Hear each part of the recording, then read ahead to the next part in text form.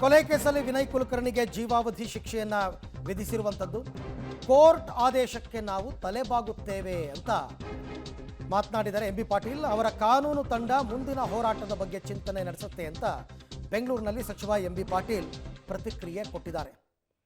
ಅಂದರೆ ಕೋರ್ಟ್ ಒಂದ್ಸರ್ತಿ ತೀರ್ಪನ್ನು ಕೊಟ್ಟ ಮೇಲೆ ಅದನ್ನು ನಾವೆಲ್ಲರೂ ಕೂಡ ಒಪ್ಪಬೇಕು ಅನ್ನೋ ರೀತಿಯಲ್ಲಿ ಒಂದು ಏನು ತೀರ್ಪು ಬಂದಿದೆ, ಆ ತೀರ್ಪಿಗೆ ನಾವು ನ್ಯಾಯಾಲಯ ತೀರ್ಪಿಗೆ ನಾವು ತಲೆಬಾಗಲೇಬೇಕು. ಅದಕ್ಕೆ ವಿನಯ್ ಕುಲಕರ್ಣಿ ಅವರ ಕುಟುಂಬ ಮತ್ತು ಅವರ ಕಾನೂನು ತಂಡ ಮುಂದೆ ಏನು ಮಾಡಬೇಕು ಅದ್ರ ಬಗ್ಗೆ, ನನ್ನ ತರಬೇಕು ಅಪೀಲು ಇದೆಲ್ಲನೂ ಕೂಡ ಇರ್ತದೆ.